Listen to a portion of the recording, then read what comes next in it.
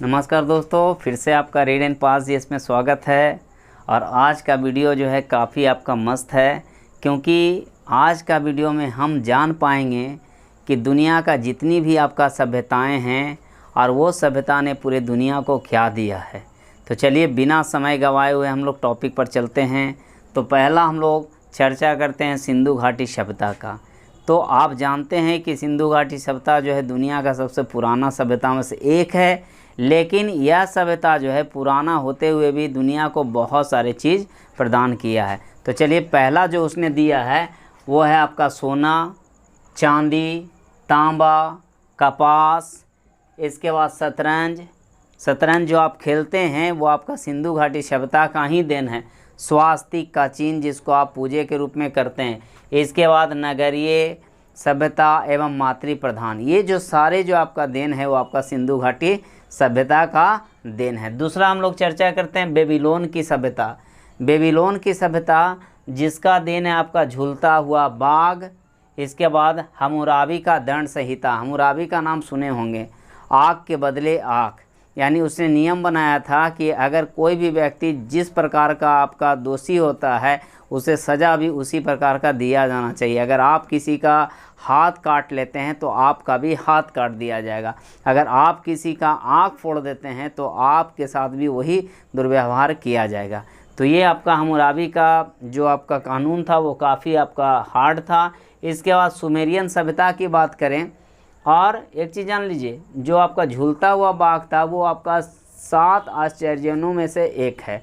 इसके बाद सुमेरियन सभ्यता की बात करें तो सुमेरियन सभ्यता जो है कृषि में काफ़ी आपका योग्यता, और माना जाता है कि कृषि में उच्च कोटि जो आपका व्यवस्था है उसने आपका दिया है। इसके बाद विज्ञान या फिर ज्योतिष या लिपि की आधारशिला, यानी पूरे दुनिया में जो आपका लिपि का आधारशिला रखने का श्रेय भी जाता है एक विधिवत रूप से, तो वो आपका सुमेरियन सभ्यता को ही जाती है। इसके बाद मिस्र की सभ्यता की बात करें तो मिस्र की सभ्यता स्वतंत्रता की नींव रखी, यानी वहाँ पे जो आपका राजा जो बनता था, यानी राजा की बात किया जाए तो सबसे पहले मिस्र की सभ्यता में ही किया गया, यानी स्वतंत्रता का नींव। इसके बाद पिरामिड, जो कि आप जानते हैं कि सबसे बड़ा आपका पिरामिड जो है आपका मिस्र की सभ्यता का ही है, और ये जो है आपका 7 आश्चर्यों में से एक है। इसके अलावा वर्णमाला, स्याही, गुना भाग और रासायनिक लेप के बारे में तो आप बहुत ही अच्छे ढंग से जानते होंगे, क्योंकि रासायनिक लेप के मदद से एक डेड बॉडी को भी आपका कईयक वर्षों तक सुरक्षित रखा जा सकता है। तो ये जो आपका रासायनिक लेप जो है वो आपका मिस्र की सभ्यता का ही देन है। इसके बाद हम लोग अगर बात करते हैं रोम की सभ्यता का, तो रोम की सभ्यता 12 तख्तियों का कानून दिया है। यानी अगर आपसे पूछे कि 12 तख्तियों का कानून किसका दिया हुआ है, तो रोम की सभ्यता। इसके बाद एक आपको बता देते हैं, बड़ा आपका कहावत जो है प्रचलित है, और वह कहावत है कि जब रोम जल रहा था तो नीरो चैन की बंसी बजा रहा था। आपको नीरो जो था वहाँ आपका निरंकुश शासक था, और वो कभी नहीं चाहता था कि रोमवासी है ना डेवलप करे, और जब बहुत तकलीफ़ में रोम था तो वो काफ़ी आपका खुशियाँ मना रहा था। इसलिए कहा जाता है कि जब रोम आपका जल रहा था तो नीरो जो है आपका क्या कर रहा था, बंसी बजा रहा था। ईसाई धर्म जो है ये भी आपका रोम की सभ्यता का ही देन है।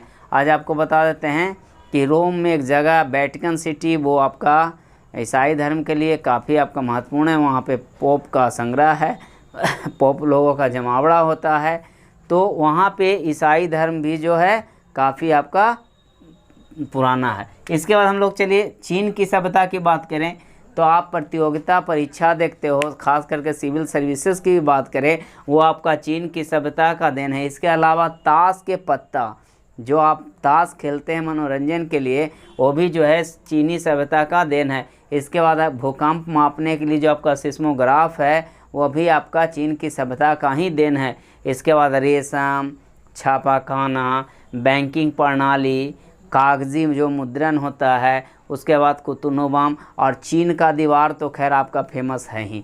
तो ये सारे जो देन है आपका चीन की सभ्यता का देन है। एक बार फिर से देख लीजिए चीन का सभ्यता, प्रतियोगिता परीक्षा ताश के पत्ते, सिस्मोग्राफ, रेशम, छापाखाना, बैंकिंग प्रणाली, कुतुबनुमा और दीवार, है ना। दीवार, चीन का दीवार तो आपका 7 आश्चर्यजनों में से एक है। इसके बाद आ जाइए, हम बात करते हैं इनका सभ्यता। तो इनका सभ्यता है ना, ये जो है आपका सीढ़ीदार खेती दिया है, यानी सीढ़ीदार खेती का विकास जो है सबसे पहले आपका इनका सभ्यता ही दिया। इसके बाद तैरता हुआ खेत भी इसने ही डेवलप किया, यानी पानी में, जैसे आप देखिए भारत के जम्मू कश्मीर की बात करें तो वहाँ पर आपका डल और बुल्लर झील में जो है जल में खेती होता है, यानी जल में नाव बना करके, है ना, उस पर मिट्टियाँ बिछा करके सब्जी उगाया जाता है। उसी प्रकार से उस तरह का जो खेती का जो आपका अस्तित्व आया है वो आपका इनका सभ्यता से ही आया। इसके बाद यहूदी सभ्यता ईसाइयों का पृष्ठभूमि माना जाता है, यानी यहूदी सभ्यता ईसाइयों का पृष्ठभूमि माना जाता है और संभवतः है ईसाई धर्म का जो विकास हुआ है वो यहीं से हुआ।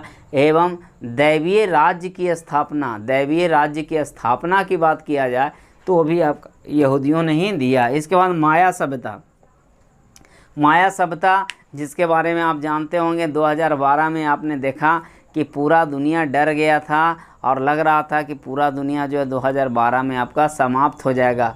तो आपको बता दें कि जो माया सभ्यता है वो 21 दिसंबर 2012 के आगे तारीख लिखा ही नहीं था। उसका कहना था कि आपका 21 दिसंबर 2012 के बाद धरती रहेगा ही नहीं, इसका अंत हो जाएगा, है ना। इसलिए उसके कैलेंडर में इस तरह का चीज़ नहीं था, यानी माया कैलेंडर जो था वो पूरे दुनिया को यह बताया था कि 2012 में जो है आपका धरती क्या होगा, पूर्ण रूप से नष्ट हो जाएगा। तो चलिए इसके बाद यूनान की सभ्यता की बात करें तो यूनान की सभ्यता जो है वहाँ पे धार्मिक प्रभाव या फिर राजाओं का जो निरंकुशता से जो आपका वंचित यानी विहीन राज का जो संगठन था, राजनीतिक संगठन था, ये आपका यूनान की सभ्यता का ही देन है। इसके बाद मल्ल युद्ध, जो मल्ल युद्ध का विकास हुआ है वो भी आपका यूनान से ही हुआ है। और आप तो जानते हैं कि यूनान में एथेंस है जहाँ पर पहला जो है वो आपका ओलंपिक खेला गया था, है ना। तो ये जो है ऐतिहासिक रूप से आपका यूनान जो है काफ़ी आपका विकसित सभ्यता था। इसके बारे में अनेक कहानियाँ आपका कही जाती है।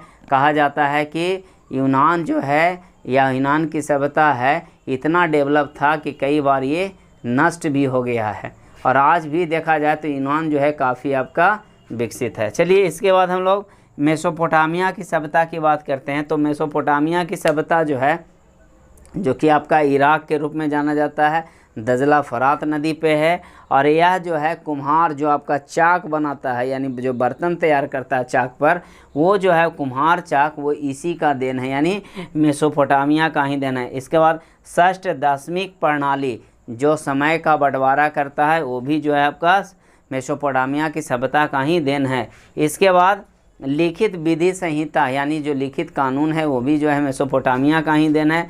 नहरें, 4 वाहन वाले यानी जो 4 चक्के वाले जो आपका गाड़ियां होती है, यानी 4 वाहन, यानी कहने का मतलब ऐसा वाहन जिसमें आपके 4 चक्के लगे हों। इसके बाद कोलिकार लिपि, कोलिकार लिपि भी जो है आपका मेसोपोटामिया की सभ्यता का ही देन है। इसके बाद रथ, जहाजी बेड़े, चंद्रमा की गति, है ना, के माध्यम से आपका पंचांग का निर्माण।